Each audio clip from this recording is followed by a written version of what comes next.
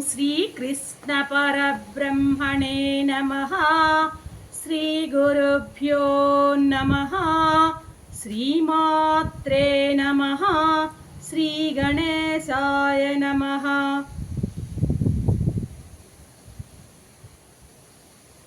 ప్రియాత్మ బంధువులారా, నిత్య జీవితంలో భగవద్గీత 538వ భాగము 18వ అధ్యాయం మోక్ష సన్యాస యోగం. భగవానుడు ఏం చెప్తున్నాడు? సమస్త కర్మలను భగవదర్పణ చేసి చిత్తం సదా ఆ చిత్తాన్ని నాయందే నెలకొల్పాలి అని చెప్తున్నాడు స్వామి 57వ శ్లోకంలో. ఏమంటున్నాడు?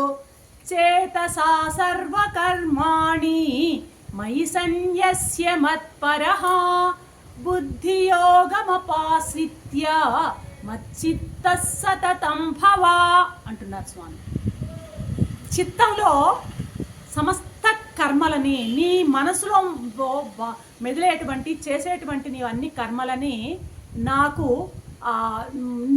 నువ్వు చేసేటువంటి కర్మలన్నిటినీ సమగ్రంగా నాకు మానసికంగా నాకు సమర్పించి నన్నే పరమగతి అని భావించి బుద్ధి యోగాన్ని ఆశ్రయించి అర్జున సర్వకాల సర్వావస్థల యందును నీ యొక్క చిత్తాన్ని నాయందే నిలుపు అంటున్నాడు స్వామి అన్నమాట.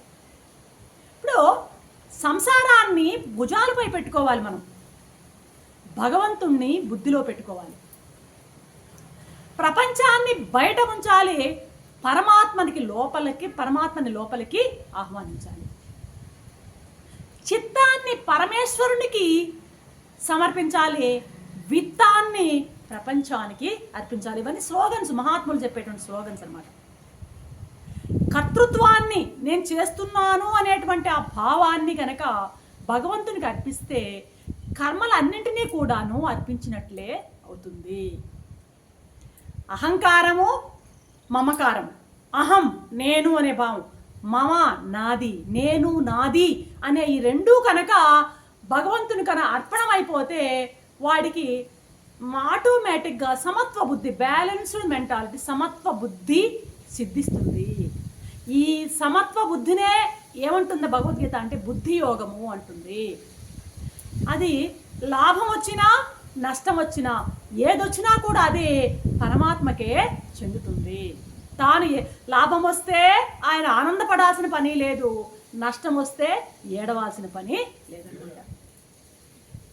కాబట్టి ఈ కర్మయోగాచరణతో ఇంద్రియాలని చక్కగా వశం చేసుకుని భక్తి యోగంతో మనస్సుని భద్రపరుచుకుంటూ జ్ఞానయోగంతో ఆత్మసాక్షాత్కారం చేసుకోవడమే బుద్ధి యోగానికి ఫలం. 3 వచ్చాయి ఇక్కడ చూడండి. కర్మయోగంతో ఇంద్రియాలను వశం చేసుకోవాలి, భక్తి యోగంతో మనస్సుని వశం చేసుకోవాలి, జ్ఞానయోగంతో ఆత్మసాక్షాత్కారంకి బాటలు వేసుకోవాలి. 3 కలిపిందే, ఈ 3 కలిపితే వచ్చేటువంటి ఫలం ఏదైతే ఉందో దాన్ని అదే ఈ బుద్ధి యోగానికి ఫలము అన్నాడు. ఈ 57వ శ్లోకంలో ఒక మంత్రం ఉంది, మచ్చిత్తం సతతం భవ. మచ్చిత్తం సతతం భవ అనేటువంటి ఆ మహామంత్రం ఇది మధురమైన అష్టాక్షరి మంత్రం అన్నమాట. ఇది మచ్చిత్తుడైన వాడికే, నా మీద నీ చిత్తాన్ని ఎవడైతే నా మీదనే లగ్నం చేస్తాడో అటువంటి వాడికి మాత్రమే అహంకార గ్రంథి విచ్ఛేదన జరుగుతుంది, అహంకారం అనేది నశిస్తుంది. వాడు తన అస్తిత్వానికంటే కూడాను ఈశ్వరుని అస్తిత్వానికి దానికి ఎక్కువ విలువిస్తాడు, ఆయన ఎక్కువ విశ్వసిస్తాడనమాట, అనుభవిస్తాడు కూడాను. కాబట్టి నిరంతరం నాయందే చిత్తము కలవాడివి కమ్ము, మచ్చిత్తుడు ఏమంటాడు? మచ్చిత్తం సతతం భవ, మచ్చిత్తం సతతం భవ, నిరంతరము నాయందే చిత్తాన్ని కలవాడివిగా ఉండవయ్యా అంటున్నాడు స్వామి. అయ్యా ఇంకా చెప్తాడు, మరుపే మరణం అని వేదాంతం చెప్తుంది, వేదాంతులు చెప్తుంటారు మరుపే మరణము అని. మరి ఈ మరుపు అనే మరణం ఇదొక మరణం, నిజమైన మరణం కాదు. భగవంతుణ్ణి మరవడమే నిజమైన అసలైనటువంటి మరణం. మామూలు మర్చిపోవడం అనేది మరణం అంటుంటారు కదా, మామూలు మర్చిపోవడం కాదు, భగవంతుణ్ణి మర్చిపోవడం అనేది అసలైన మరణము. భగవంతుణ్ణి విస్మరించడమే నిజమైనటువంటి మరణం. ఎవడైతే భగవంతుణ్ణి విస్మరిస్తాడో, ఆ భగవంతుని ఆ చిత్తంలో పెట్టుకోడో, వాడిని మరణించిన వాడితో సమానము. ఈ విస్మరణం అంటే విషమరణం, మరణం అంటే భగవంతుని మర్చినప్పుడే మనకి ఏమొస్తుంది, మర్చిపోయినప్పుడు విషయాల మీద భగవంతుని స్మరణ ఎప్పుడైతే మన మనసులోంచి పోతుందో విషయాల మీద స్మరణ వస్తుంది అనమాట. కాబట్టి ఈ విషయాల మీద స్మరణే విషమరణం అనమాట. ఇప్పుడు చేప మామూలుగా తాను బతికి ఉండడానికి నీళ్ళల్లోనే అది ఆధారం అన్నమాట. నీళ్ళను వదిలితే ఒక నిమిషం కూడా చేప బతకలేదు. వదిలిందా దానికి అది మరణమే దానికి శరణ్యం. తనకు జీవనాధారమైనటువంటి ఆ నీటిని వదిలితే చేపకు మరణం ఎలా సంభవిస్తుందో, తనకు జీవనదాత అయినటువంటి భగవంతుడిని మరచటం కూడా జీవునికి మరణం లాంటిది. శ్వాస ఉండే వరకు భగవంతుడిపై విశ్వాసం ఉండాలి. శబరి శ్రీరాముని కోసం రాక కోసం ఎలా ఎదురు చూచిందో శబరిని చూసి మనం నేర్చుకోవాలన్నమాట. నారాయణుడు శ్రీరాముడు వస్తాడు వస్తాడు వస్తాడు, ఎప్పుడు వస్తాడో తెలియదు. జీవిత సంధ్యాకాలంలోనైనా రావచ్చు, మాసన్న మరణుడైనటువంటి సమయంలోనైనా రావచ్చు.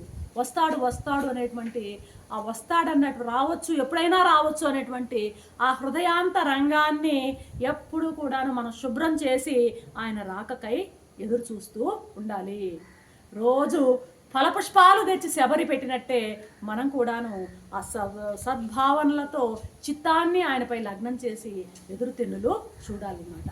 స్వాగత తోరణాలకు శబరి అలంకరించినట్లు మనం కూడా ఆ భగవంతుని యొక్క ఆగమనానికి స్వాగత తోరణాలు మనసులో అర్పించాలన్నమాట. ఇంకేం వస్తారు అనేటువంటి నిరుత్సాహం కూడదు, ఎప్పుడైనా రావచ్చు అనేటువంటి ఆశావాద దృక్పథంతో ఆ భగవంతుని కొరకై వేచి ఉండాల్సిందిగా స్వామి మనకి ఇక్కడ సూచన చేస్తున్నారు ఈ శ్లోకంలో. రేపటి ఎపిసోడ్లో మరొక అంశంతో మీ ముందుంటాను. అంతవరకు సెలవు. సర్వం శ్రీకృష్ణ చరణారవిందార్పణం. ఓం శాంతి శాంతి శాంతి.